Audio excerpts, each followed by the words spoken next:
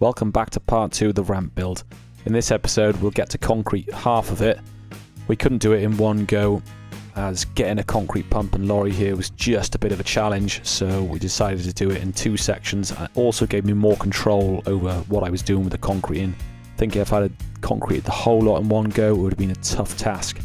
And also I couldn't have got to one edge on the ramp. If you notice the edge that's against the other part of the ramp, I wouldn't have got to that edge. So I think it was sensible to do it in 2 parts like this. The only drawback of mixing it by hand was the fact that it just went off that bit slower. And as ever with a concrete pour, you end up going back after hours to finish it up. But that's what we get when the temperatures are low. If it was in the summer, it would have been fine. I could have probably finished it all up with good time to spare in the day. As you can see, we had a good little setup going. 2 boys on the barrow, 1 person on the mixer. And then every now and then I'd drop back and just use the ball float to flan it off.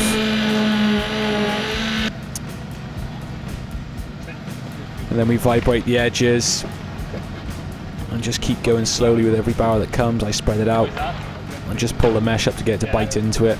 Basically repeating that process throughout the whole day. Little word of advice to anyone: don't use a concrete placer as a mesh puller because you will break it, as I found out later in the day.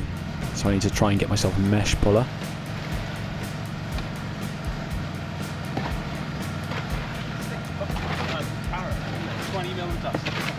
As you can see, we shuttered all the edges.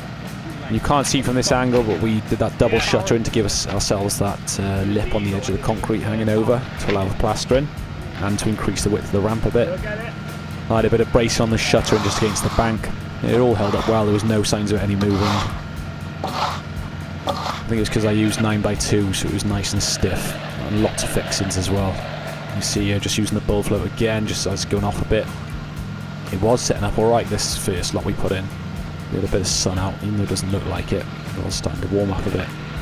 I've still got my coat on because I didn't barrow at all, but the other boys were certainly warming up.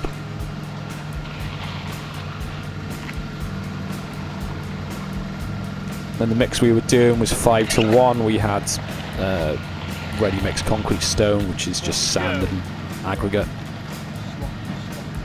And then we had a pallet of cement there, so we had loads of cement available and just made sure we got a big drum of water and just got a nice setup going to make it as easy as possible.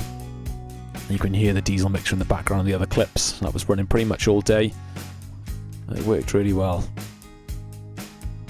You see me just dropping back every now and then just to finish everything up and trying to keep on top of the barrows coming. I would have struggled maybe if they were coming any quicker. So it was just about right. Just really could have done with it going off a bit more.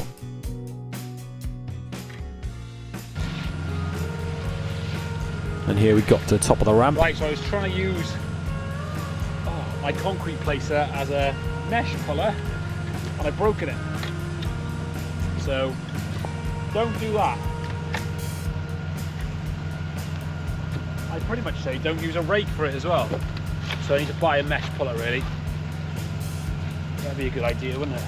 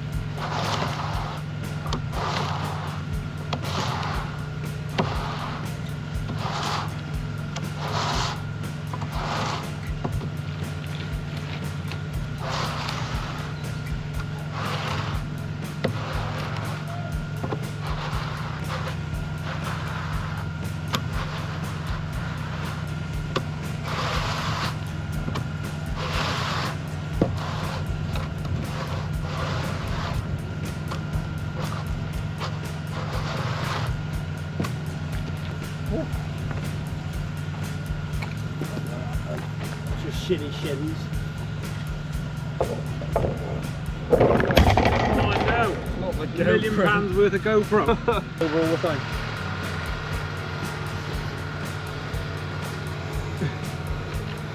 Lovely job. Right, so this is us on the home straight now, which was very refreshing to see. You can see I've just dropped back on the bull float there while the boys are barring it in. Quite sticky stuff, so sticking in a few of the barrows, maybe because they're not very clean. Only myself to blame for that. But you can see here we've got a bit of wind, but as the day went on the wind dropped, so it just didn't help it going off then. Because the first stuff we did went off nicely, but the later on stuff we did just was going slow. As you can see later in the video, I had to come back for it.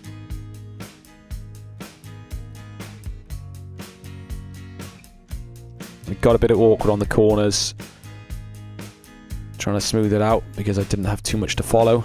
It was fine when you had 2 bits of timber either side, but when you freehand it's just a bit more difficult. It's still doable, but just not as quick.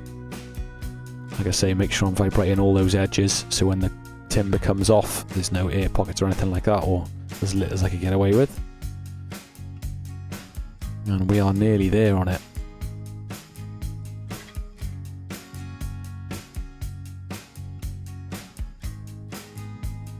I use plenty of mesh on this as well because I don't want anything moving or anything like that, so the mesh will certainly help out with that.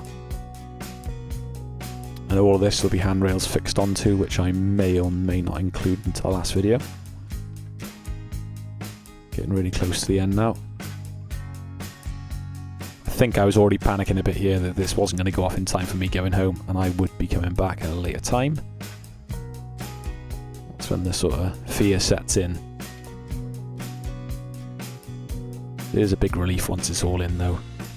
Because when you do start a pour like this, mixing by hand, it is a bit daunting, but as long as you've got a good setup and a good team of boys around you, then it's an easy job.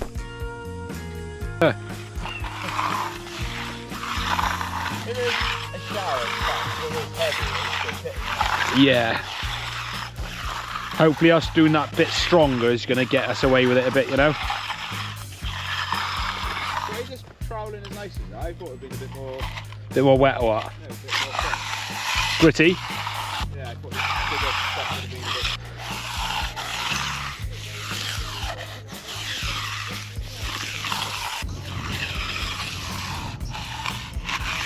Yeah, okay. That's fine. That's fine. I'll bring you back in a few hours. Yeah.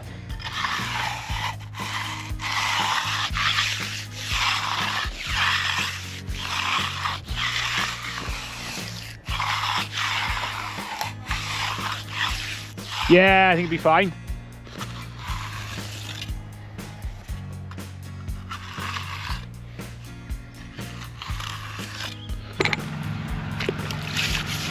Put it in that with your top.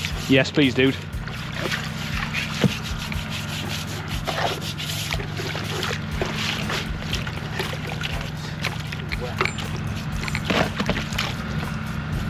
On it. There's a bit of rain around, as I probably mentioned earlier, panicking like mad.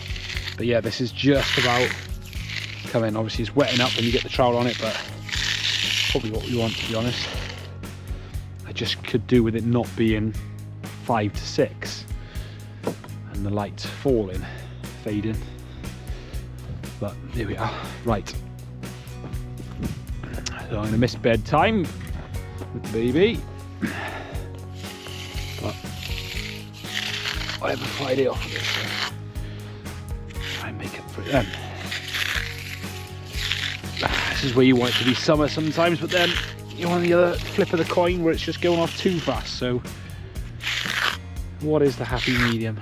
A bit more breeze, I would like.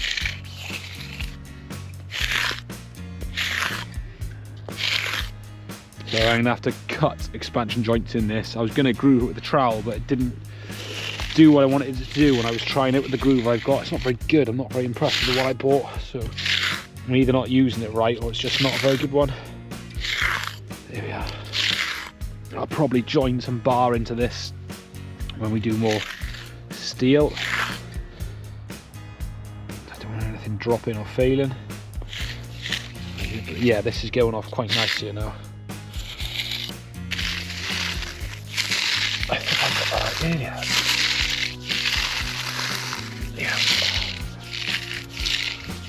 Some of it's not quite as flat and true as what I wanted, but I'm really happy that we got done what we did today.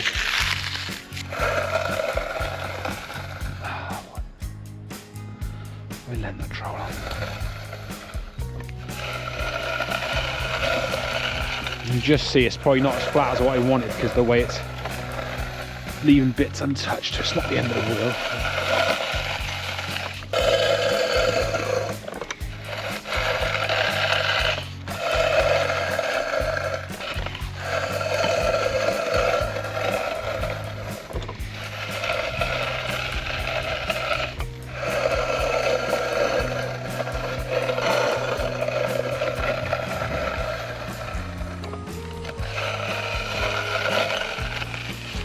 So you can feel it getting wetter as we go on, yeah.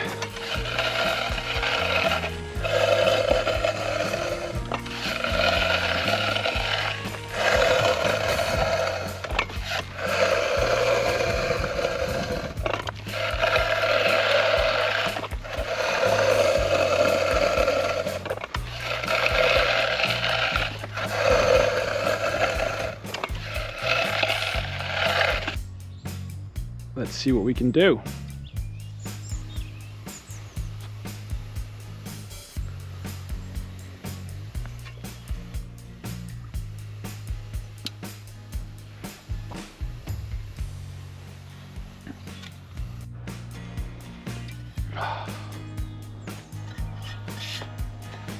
Right. See, this has gone off lovely now.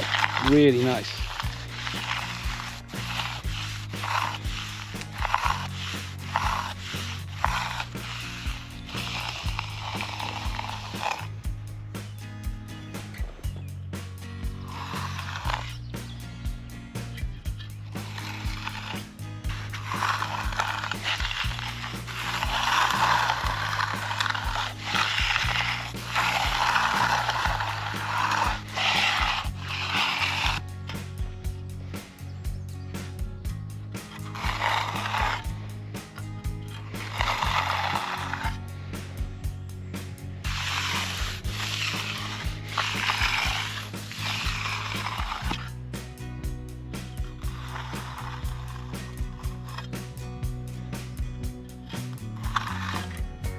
Right, this is the one pretty much done. Those snobs will knock off, I'm fine with that.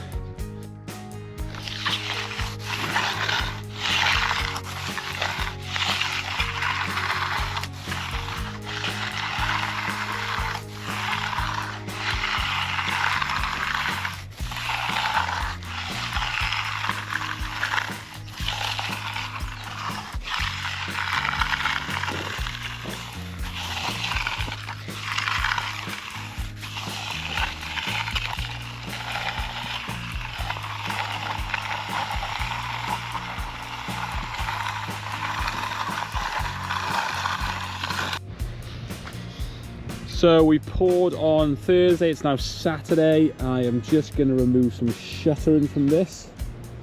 Already done a bit. Already done a bit. We survived the rain.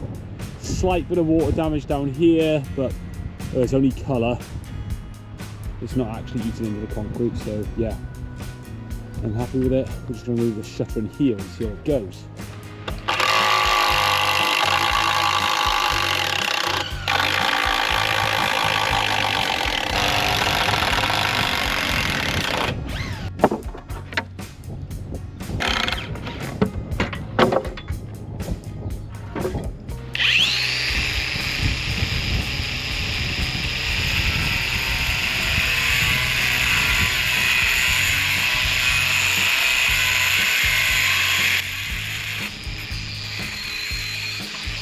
So here I am grinding in some control joints into the concrete.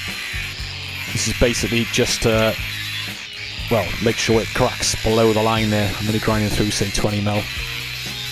And rather than it crack on top, it should just crack underneath these grind lines. I did plan on doing it with the grooving tool, but my grooving tool isn't very good, or I'm not very good at using it. so I didn't end up doing that, so this is why I'm doing it this way. Make sure you stay tuned for the next episode where we concrete the next part of the ramp.